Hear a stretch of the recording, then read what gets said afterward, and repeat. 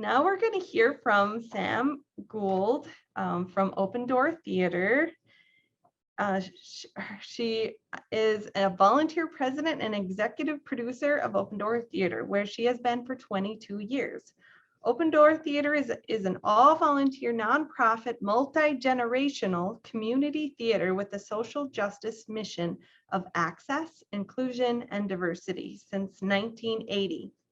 Open Door was awarded the most accessible cultural organization in the Commonwealth from the Massachusetts Cultural Council Up Initiative in 2019. Sam was recently recognized for a Lifetime Achievement Award for her work in accessible theater by Eastern Massachusetts Association of Community Theaters in 2020 and in 2017 by the Federation of Children with Special Needs. Sam Gould is an attorney, mother, leader, and innovator. She's been known to organize, direct, produce, costume, construct sets and props, and write most of Open Door's grants. She is the president of the board of directors for the Open Door and the researcher, innovator, and driving force behind Open Door's inclusion programming. Her initiatives have brought ASL interpretation, workshops, and advocacy, open captioning at all performances, audio description and tactile tours, creating sensory-friendly, relaxed offerings, and safe spaces for education opportunities for cast and crew. As an advocate and organizer, Sam speaks, educates, and supports cultural councils, theaters, and schools. Sam works full-time at Open Door, and she says moonlights an additional 40 hours a week at her paying job as a lawyer in private practice to support her family. She is creating accessible arts is her true passion, and she hopes one day to retire and pursue accessible theater 168 hours instead of her usual 40 to 60. So thank you, Sam, for joining us. I'll stop sharing. Your title of your presentation today is Access on a Shoestring Budget, Open Captioning, ASL Interpretation, Audio Description, Sensory-Friendly Programming. If we can do it for a song, so can you, she says. Let's discuss best practices in a way that is affordable for all. So I'll let you take it, and remember, you do the audio descriptions and fill in any background information I may have missed. Great. Good morning. I am Sam Gould from Open Door Theater. I am an Ashkenazi Jewish woman, middle-aged, with salt and pepper hair, wearing a purple patterned sweater this morning, and I have a window with some Halloween lights behind me. I'm going to screen share because I have a presentation to share with you this morning. Let me just get that up. Great, can you see it? I think so. And I wanted to just say thank you to Joe, because the crux of what Joe said is really the crux of the access. It's the most important thing is consulting with stakeholders and user experts and people that need the accessible technology, and certainly don't try and run with an idea that you have without getting consultation and making sure that it's going to work with the people that you're trying to put in the accommodation for. So that is the most important thing of all. So I just wanted to show you a little snapshot so you know where we're coming from. We're an old organization founded in 1980. Our last show pre-COVID was a little bit of an anomaly because we wanted to have a smaller cast. We usually have about 100, up to 100 people on stage. But our last performance, we only had 40 on stage in The Lightning Thief, 75 of whom self-identified as having disabilities. That is a higher number than usual. We're an integrated theater company. And crew members, about another 100 we had, and about 30% BIPOC actors. I gave you some budget numbers in there just so that you know what we're working on for budgets, so that when I talk to you about accommodations, you'll understand that we really are a very small organization with very tight budget. So I want to specifically say that for us, we're integrated and inclusive, and what that means is that we listen to our community. And by listen, I mean that ASL pay attention. And we make sure that we get feedback on everything that we do, pre and post production, so that we can build the access into our offerings from the ground up. It's important to have an organizational culture and an organizational buy-in to do that. I know that a lot of you probably have boards, and boards sometimes give pushback as to why do we need that accommodation.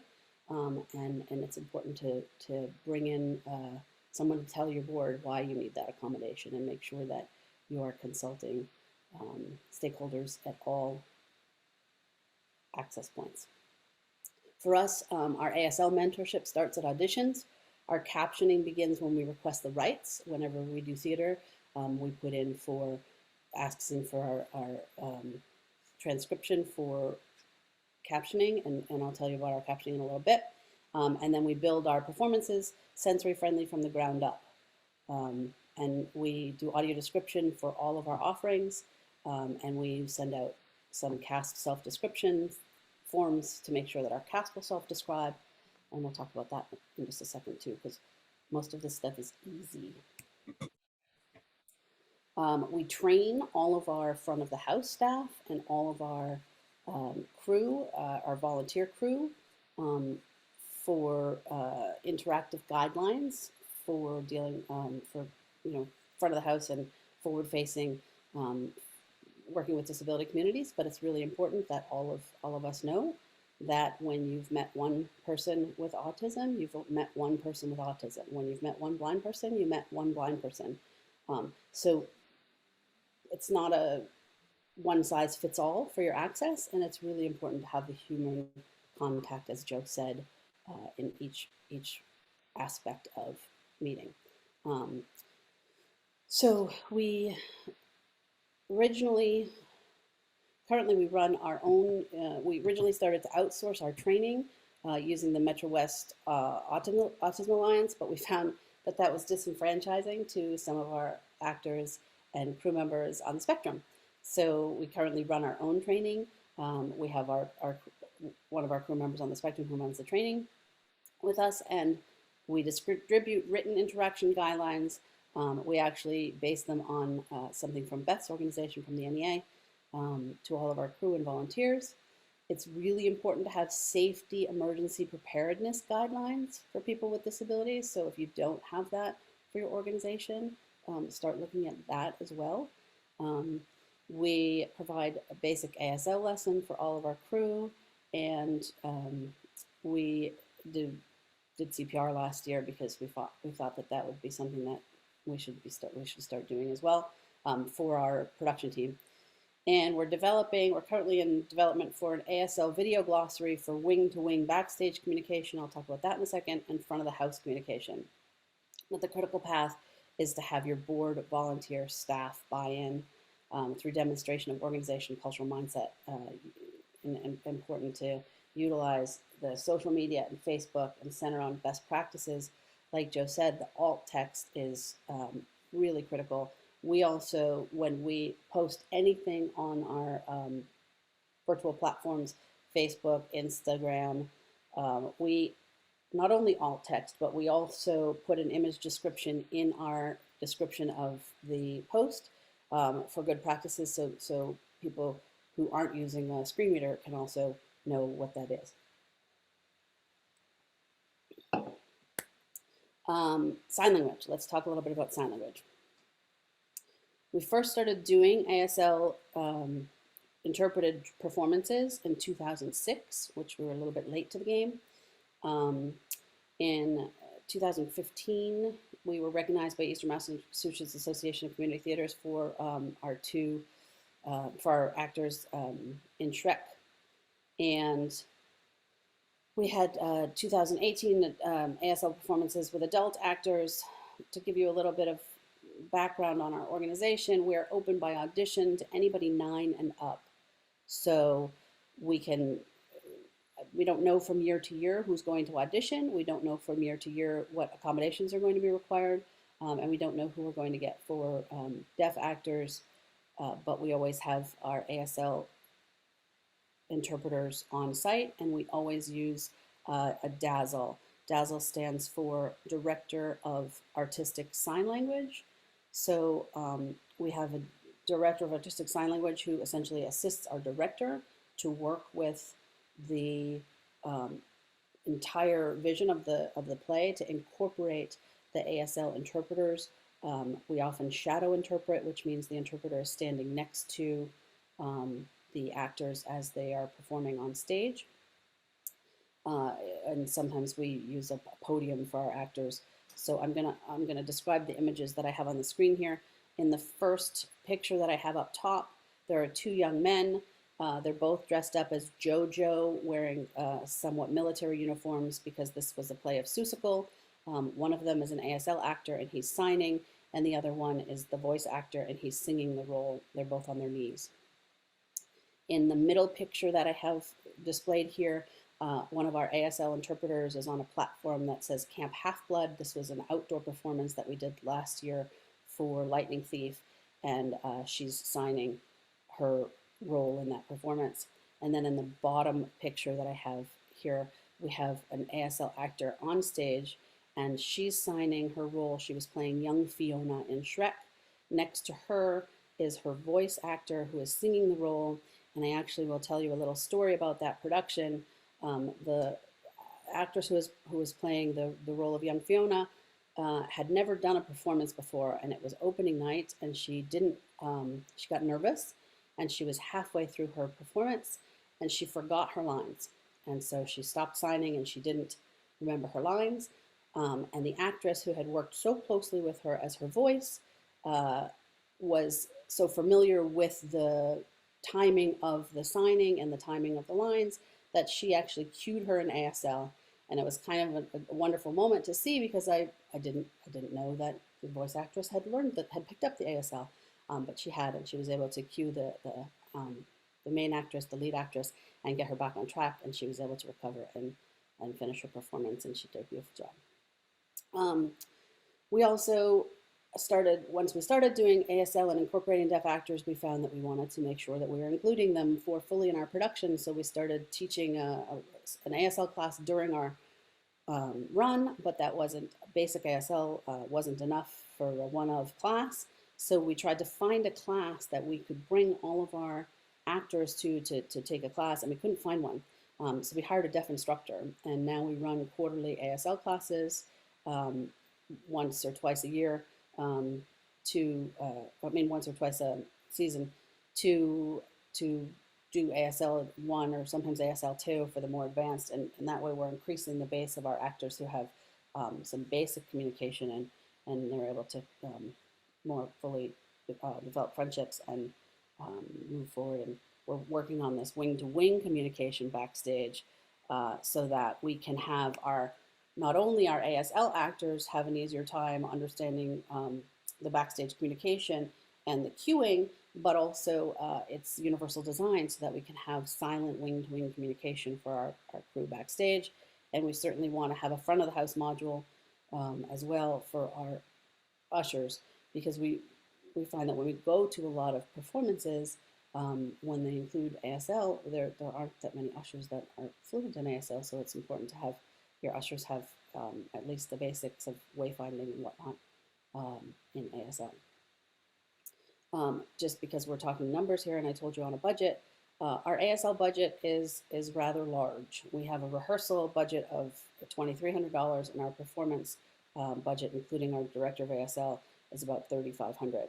But here's the best secret with Access. Access is easily grant funded. We can try and find money all day long to fly people. For example, if we want to do Peter Pan, we can't find donors for that, the tech support. But it's very easy to find grant funding for Access, because Access is important, and people are interested in funding Access. So don't wait till the last minute to try and slap on your accommodations. Make sure that you're building it into your vision of your production, be it a theater production or a museum production, and make sure that you put the budgetary numbers for your Access in your budget, and then grant write for it and fundraise for it because it's doable. Another performance accommodation that we do sensory-friendly relaxed performances.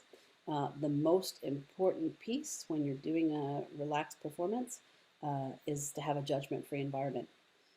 We started doing sensory-friendly performances back in 2013, I think.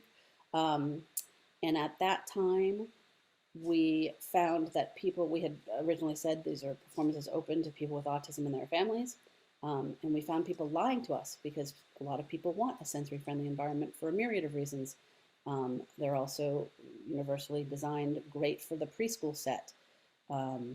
We have a social story, for example, that we post on our website, and that's a really great primer to tell people how to go to the theater. If you don't know what a social story is, it's page by page as to what to expect when you're in a theater. We pre-show introduce all of our actors, not all of our actors, but we pre-show introduce select actors in costume but out of character so that we can reinforce that the actors are people just like you and me, and even though they're playing a scary part or they're wearing a scary costume, that they're a kind firefighter or something like that. We usually, for our sensory-friendly designated performance, we usually leave our house lights partially on and we turn our sound inputs down a bit.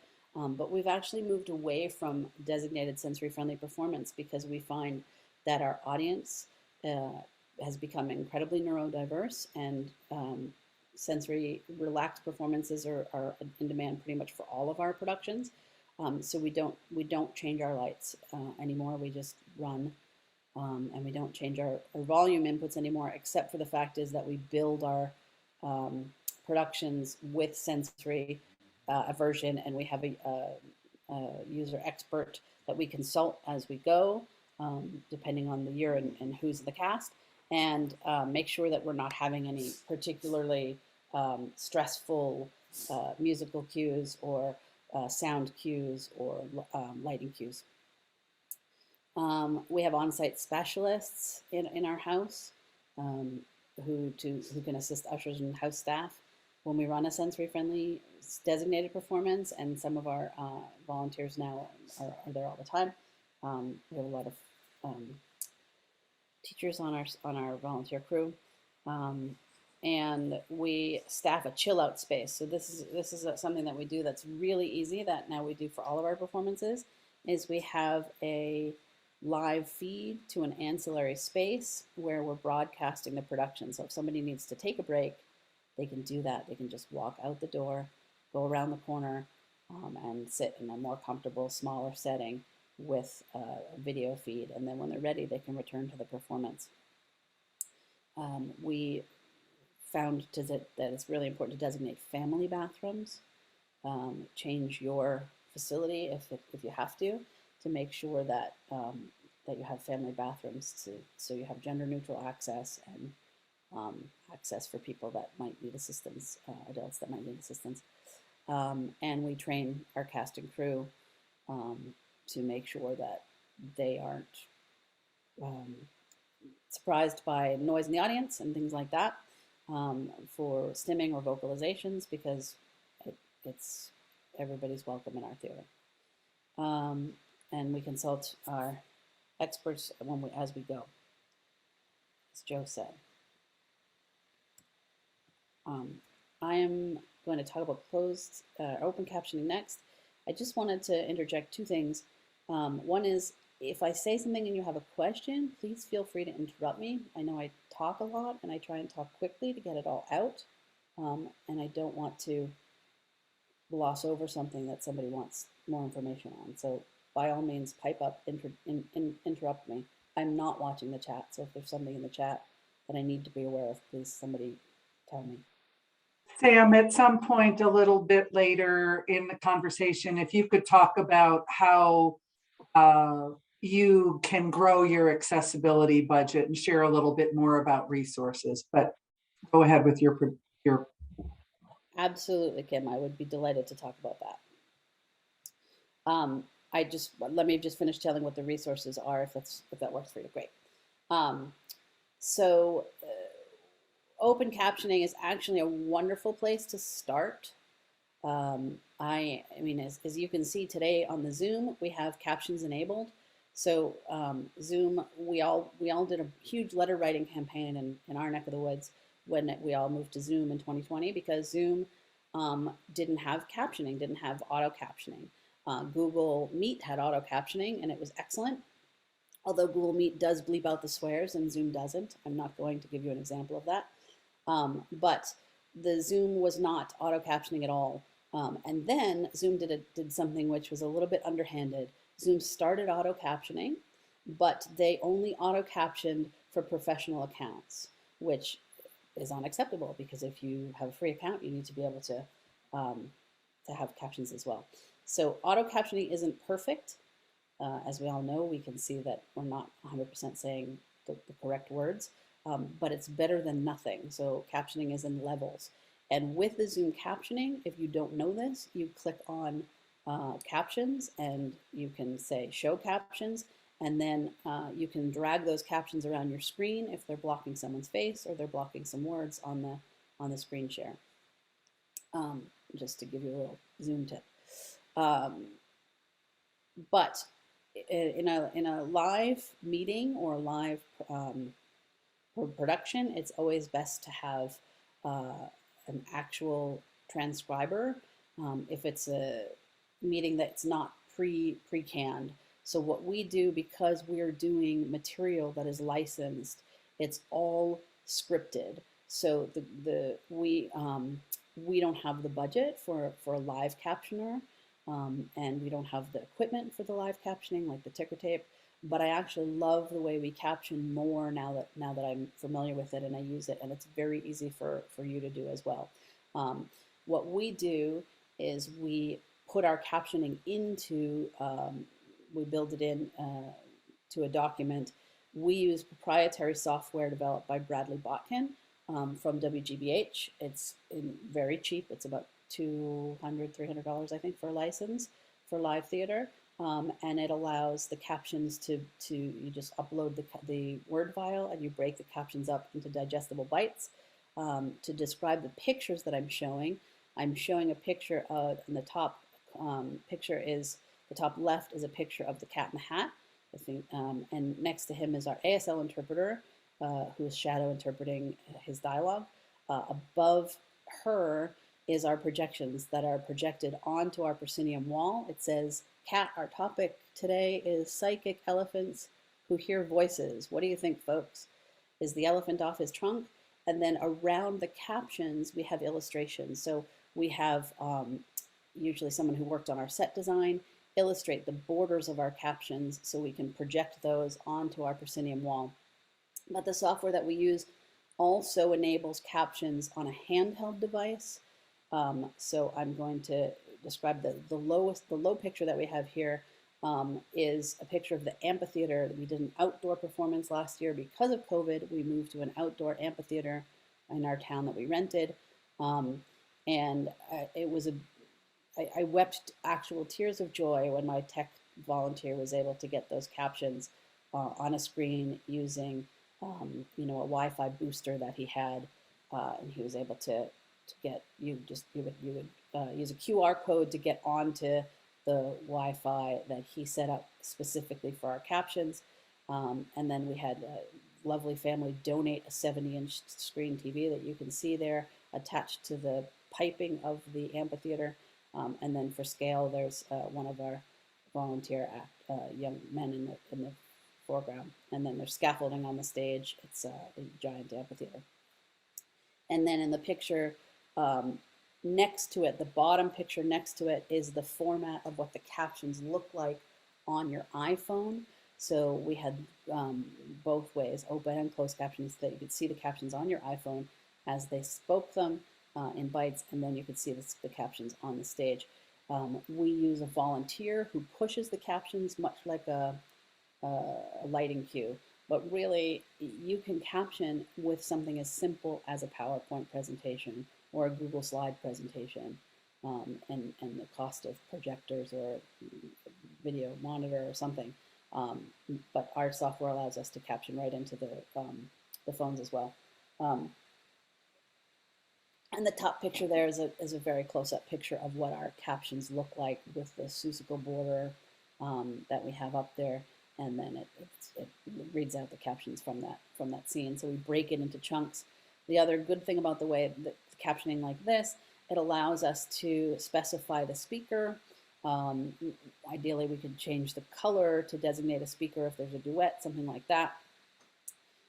When we started doing captions, our board was not enthusiastic, and the board said that they wanted to do one caption show instead of, but once you build the captions, why not do all the shows captioned? But the board was afraid that people would be distracted by captions because our plan was to project them. And we have had maybe 2 people over the course of several years tell us that they don't like the projected captions. We have had hundreds of people say, hey, I didn't realize I needed the captions because actors mumble, because I missed the word when the mic cut out, because you know, I'm an English as a second language user. My 100-year-old grandmother, when we started captioning, said this is the first time I've been able to actually follow the productions because I'm able to read it and see the words that are on stage. So captioning is the biggest bang for your buck. For us, it was a $1,300 investment because we bought 2 projectors and we had this license from Bradley Botkin to do this captioning. But the other thing to do is to ask always when you get rights to shows, as far as can I get a text file? We're only going to use it for access purposes. And it used to be that they would give you pushback all the time. About 4 or 5 years ago, we would always get pushback on that. And now, as a matter of course, they just send the captioning file, and it's excellent because you can just break it down. So that's captioning. Oops, let me get to the next. Because it's the elephant in the room, let's talk about live convenings, especially theater. Let's talk about the impact of COVID on theater. We were ready to produce a production of Into the Woods. We had a fantastic cast. We had actor on the spectrum playing Jack and the Beanstalk, knocking it out of the park, singing Giants in the Sky. We had a deaf actress playing the narrator with a Greek chorus of narrators as well. We had a blind trumpeter in our pit. It was a beautiful show. Nobody got to see it because 2 weeks before opening, with sets built and on the stage and all the costumes built and the cast doing runs, we had to shut the production down. It was kind of devastating for our community. Of course, I'm talking about an emotional aspect here, and obviously not about the horror and of the illnesses and death of everybody. But let's put that aside and talk about emotional aspects for a moment. It was really hard for our community because a lot of our community has disabilities, obviously, and the COVID impact was disproportional on people with disabilities. It was actually kind of, I'm not going to say great, but it was interesting because our deaf community kind of flourished in that space. Our friends who use ASL to communicate are used to doing that. They're used to video chatting. That's their jam. And so it's kind of great to have our deaf actors lead us in some of these virtual spaces because that's where they live with a visual. It was a lot harder for some of our actors on the spectrum who just were not doing the screens.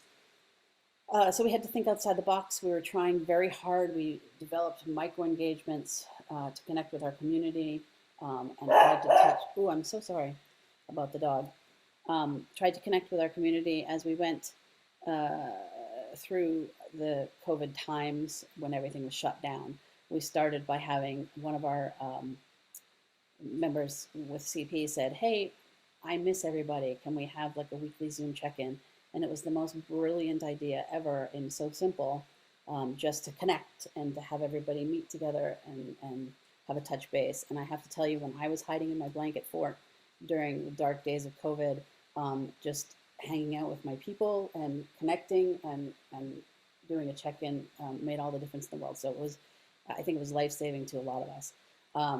We did a clever Halloween car parade for the community driving through. Another one of our innovators in our community started drive-in car parking lot concerts using FM transmission radios. So we all drove into a parking lot. We sang through show tunes, and one time we did an entire show using FM radios and microphones car to car, and that was wonderful to have the in-person face-to-face. We had Zoom watch parties for our past productions, and we ran workshops. We ran ASL classes, as we do. We ran an improv workshop, an auditioning workshop. We had some craft workshops like mask making, and we had some workshops that required props, and that was really great because we were able to pass out and have driveway meetings to give out some supplies to people. And we managed to get to touch about 500 of our participants in that way, just to get us through those times. Another thing that we have done and we're working on is to innovate is we did an Ask Me Fair in 2022. We'd originally slated it for 2020 May, and that was shut down as well. And the Ask Me Fair had to be live and in person. The Ask Me Fair was an event that we held at a library where we hired intersectional speakers to essentially serve as books.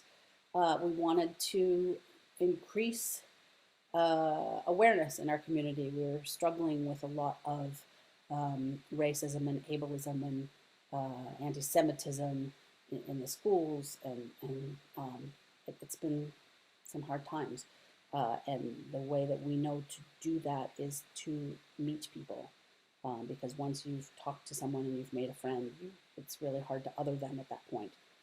So we invited some intersectional speakers, and it was really important that the speakers were engaging, able to take questions from youth, and had multiple differences, because it's important to teach kids that somebody isn't just one thing. You can't just pigeonhole somebody as a Jewish person, for example. And then to provide a safe space to promote conversation and promote acceptance and tolerance and differences. And then we had accommodations and ASL interpretation. We had Braille materials. We had audio describer that was there for our presenter who was blind, but also it was important that she be audible so that the kids could see that as a technology. And we were modeling the best practices for not only the speakers, but also the participants.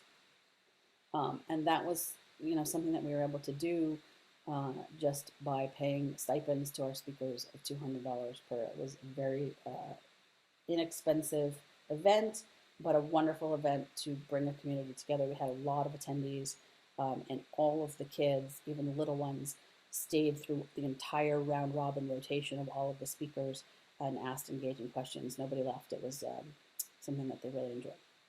We are hoping to replicate this again this season.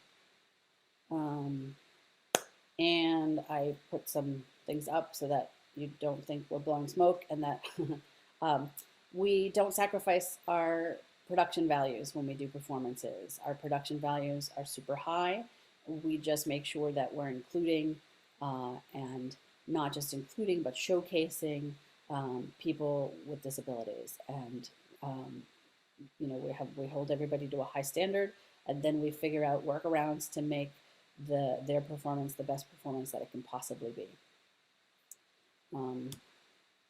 So it's really important to learn, to continue to do your due diligence, to attend the webinars, to read the books, to go to places that actually make you uncomfortable. I spend a lot of time in spaces where I am the only able-bodied white woman, and I do that on purpose because I want to absorb as much art as possible from as many places as possible. What's the adage? Learn one, do one, teach one. It's important to model your work and to teach once you're doing it well, and try and disseminate that in your community. I don't want to say spread it because that makes it sound like a disease, but that's the way that we bring everybody up together, and serve on your committees and work on the things that make this a more accessible space for everybody. And these are just some photos that I'm going to describe to you of our performances so that you can see what we look like. In the top left-hand corner is an ensemble. That was an Annie. These were the Hooverville ensemble, so they're all wearing like old-timey jackets and hats, and they have angry, scowling faces. In the top right-hand corner is a sword fight in our Cinderella production. One of our actors on the spectrum is sword fighting with one of our other actors who has Down syndrome, and we had a fight choreographer and to teach everybody the sword fighting, and it went off without a hitch. Behind them are some other actors dressed as stewards and some trees and practice swords. In our middle photo, we have a lot of pirates. We did Peter Pan, and we had a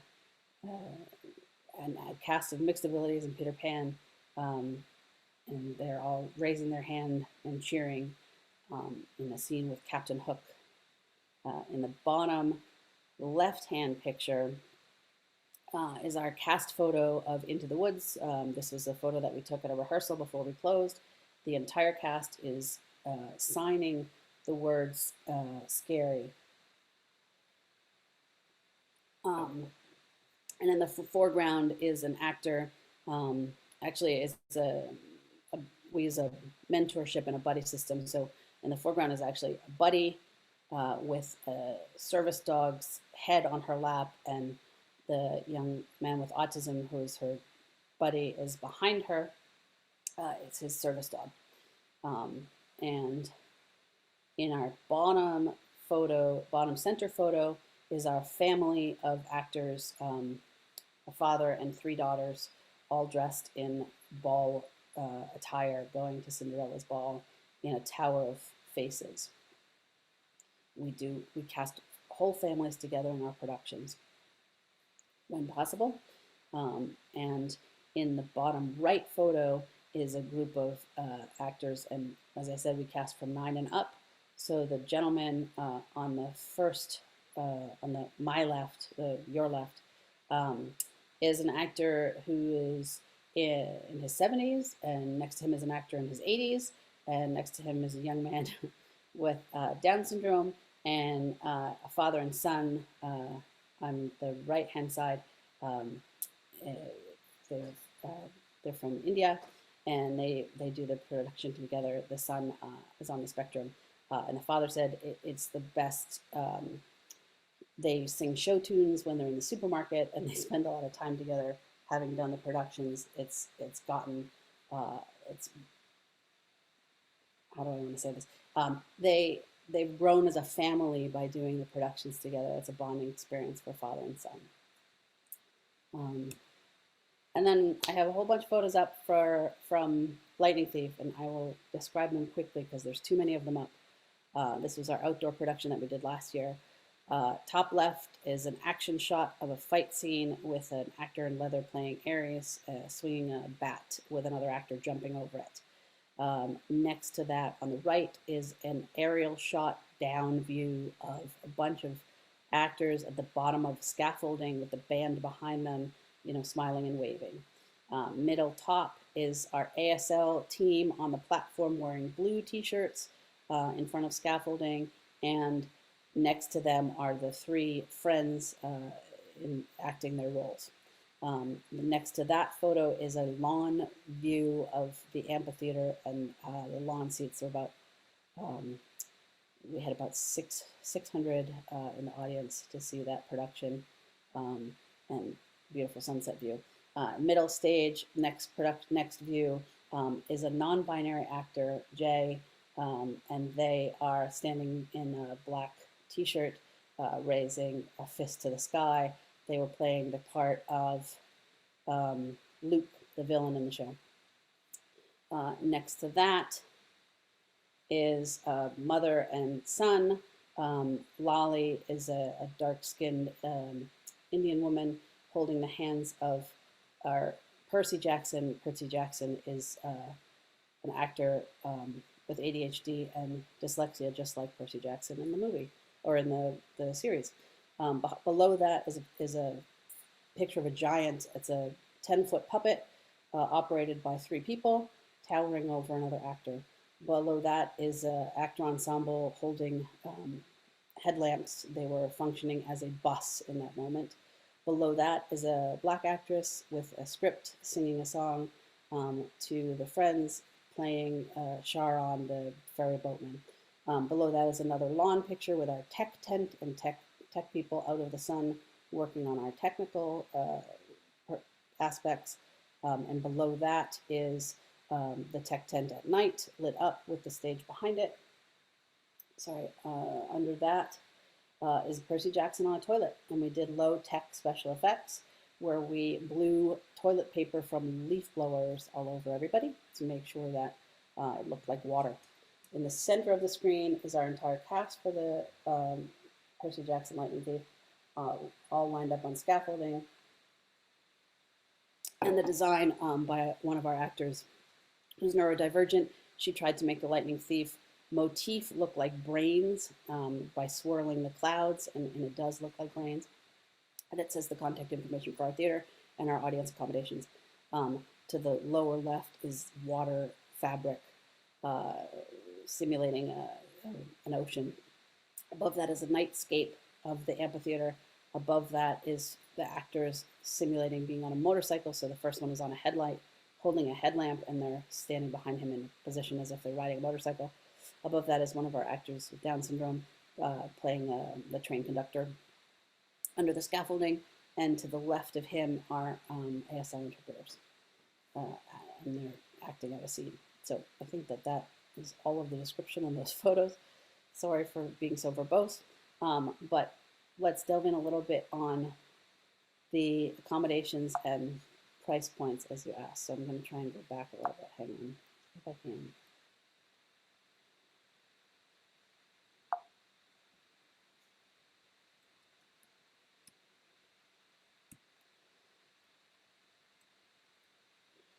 So let's start with ASL, because the ASL is, for us, the biggest part of our budget, next to the space rental, because we don't own our own space. I write to, I don't know what the funding is in your area, but I write to all of our local cultural councils. I write to the state cultural council. We use Rotary clubs and Lions clubs and the banks and Chamber of Commerce, and we just write to everybody.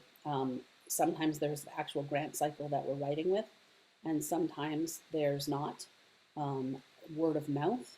I will often be in a meeting and at a bank and say, well, I'm just struggling because I need some money for captioning, or I need some money for audio description for my my second job, my volunteer job, and I usually can find somebody that says, oh, we were looking to fund something, and then it's a sponsorship, and you put up the sponsor on your work.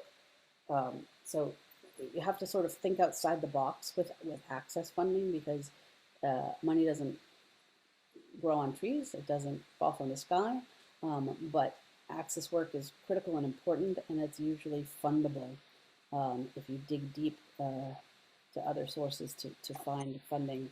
Sam, on that note, this is Kim. On that note, do you find that funding is maybe a little easier locally or within your state versus, say, federal funding? Or I guess that's more the question. Yeah, Kim, the answer is absolutely yes.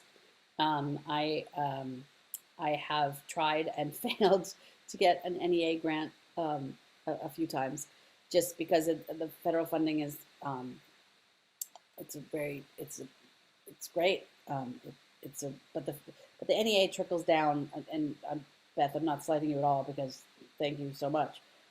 Trickles down to the local cultural councils. But yes, I find that getting a grant from a local source is a lot easier than getting a federal grant, and also a grant from somebody who can see your work or who's in your community is a lot easier than getting a grant from somebody who's in another state or in a federal And place, then, which is why they do the trickle downs.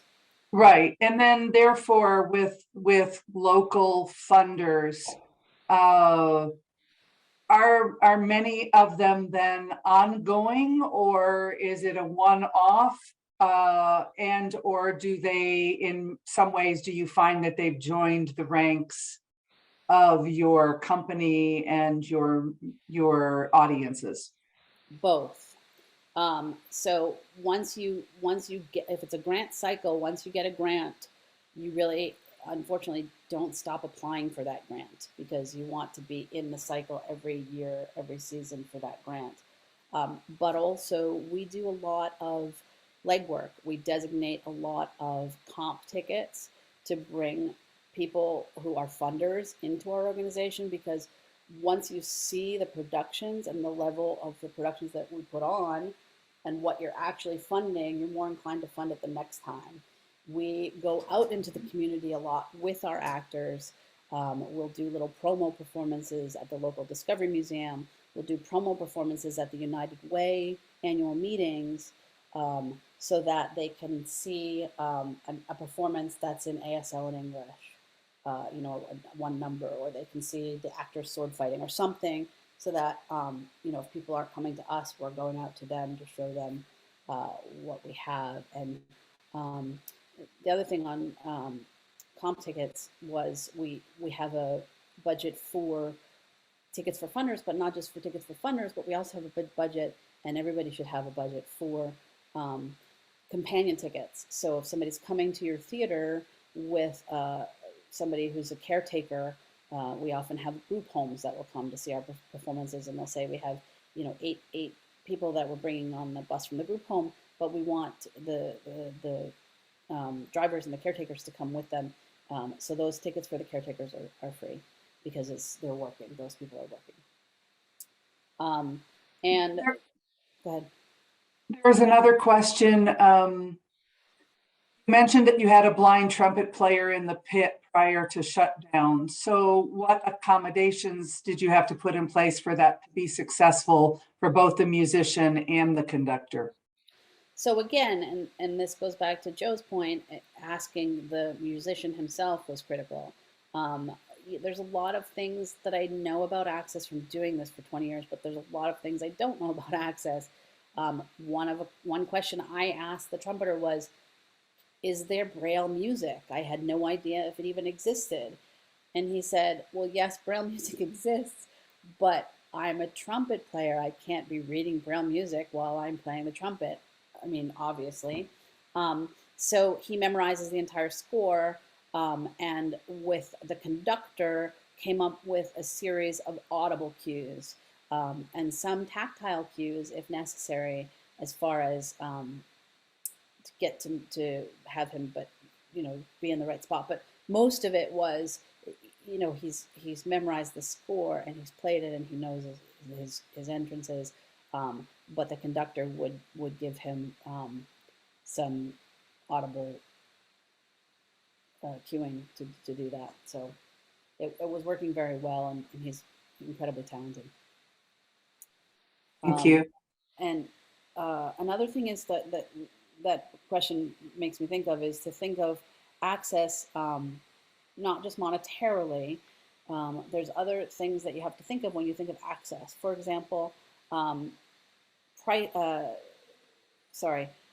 transportation is a huge access issue. And we often find that we want to bring people to our space and they can't get there. So we don't have, we're not in the city, so we don't have a ride service or anything. So We actually have some volunteers that will transport blind patrons to come and see our productions. We'll transport our blind experts that we hire to do our audio description. I don't think I talked about our audio description slide. And we, yeah, I skipped over it. I'll go back to that in a second. And we have, you know, sometimes like our ASL interpreter's car will break down. So we have to be clever and have somebody go get them. Or one time we were doing a driveway concert and our ASL interpreter's car broke down. So we opened a Zoom room, which we never would have thought of pre-COVID, to zoom in the ASL interpreters onto a tablet for our deaf participants that were participating in the driveway concert. And they were able to hear the concert and they were able to interpret the lyrics. And they were putting on like a little performance on the screen, which was ad-libbed and great you know, problem solving. Sorry that I didn't hit the audio description screen, I skipped it. The description here is one of our blind actors and somebody, another actor that was in the scene with her. And then the other picture is our audio describer who did our pre-show. So we started doing audio description in 2014 at a suggestion of one of our visually impaired actors. And we now give out headsets for all of our shows. Audio description, you can run it through your assisted listening device system, but we also borrow a special, it's not connected to our system. We have a whole system that we borrow from our local Perkins School for the Blind. The cost for our audio description, our describers are about $1,000 to $1,200. We have a blind user expert that we have come in and vet the materials. She's about 150. She's now about 200 to 300. We always hire a blind consultant in all of our creation of audio description. We started to do a pre-show, and then if you don't know what audio description is, during a show, it's kind of like a sports cast. So we describe in the pre-show what the sets look like, what the costumes look like. We have the actors self-describe themselves on forums so that you can describe what the actors look like. And we geotag locations for our stage and our restroom, which was especially critical when we were outdoors, so that you could have wayfinding on your phone for our blind patrons. In 2023, we're increasing our transportation budget to make sure blind patrons can come to our stage. We do tactile tours of pre-shows for costume sets and special effects. And as we were delving into this AD work, we were realizing that there is a deficit of culturally competent audio describers. And what I mean by that is, especially in Massachusetts, we have 3 to 5 audio describers who are middle-aged white women, and they describe all the work. So if you come to a theater in Massachusetts, you're hearing essentially one voice for all of the audio description. And so we received an innovation grant from the Mass Cultural Council, and we spearheaded a program last year, or this year it's ongoing, training culturally responsive BIPOC audio describers. And we partnered with one of our Black ASL interpreters, who's a consultant for Access in Mass, Chris Robinson, and we partnered with the American Repertory Theater, actually, because they were growing audio describers, but they wanted to sign on to our project. And we partnered with WGBH and NCAM. And right now we have 12 audio describers that we train, and the work is exploding for them. They're getting work at the Huntington Theater in Massachusetts, the ART, the Museum of Science, the Emerson, and we're sort of revolutionizing how we're doing audio description in Massachusetts to increase the diversity of voice in audio description, to change the hierarchy in audio description so that it's not primary and secondary audio describer, and the secondary audio describer is doing the pre-show and getting paid less than the primary audio describer. We're changing it to be a narrator, an editor, and a writer, or like team writing the audio description for performance, and then team delivering it. And we had a happy accident last year where our audio describer canceled on us prior to the show, a few weeks before the show. And so what we did was we pre-recorded our pre-show with one of our voice actors, and then we broadcast that open. So we played it on a loop for our people who are patrons who are coming in to show good practices and demonstrate what audio description was. And by doing that, playing the audio description on a loop, one of our patrons who came to our production was a blind patron who had never used AD before. And they didn't even know that we had it as a technology. They were able to opt in, they were able to get a headset, and they were able to hear the blow-by-blow show description during the production, and it was a great new experience for them, and now they are going to be looking for more audio description in the future. Wow, that's a great story. And boy, I could just listen to you on and on, all these wonderful stories. And so what's great is though you're staying with us, right? So you're I'm gonna here, yeah. Yeah, so we're gonna do breakout rooms at the end. So if Hey, you can ask her questions. But yeah, Joe, do you have a question? Sam, wonderful presentation, and thank you for everything that you're doing for not only blind people, but deaf and autistic. It's just wonderful. I'm wondering, do you have a website, or is there a way that people can contribute to your cause? Yeah, we're opendoortheater.org, Joe, and I will put it in the chat for everybody else. Perfect. Thank you very much. It's absolutely phenomenal. Keep fighting the good fight, man. Thank you. And I'm also more than happy to talk to people offline for how you can do quick fixes and increase your access cheaply.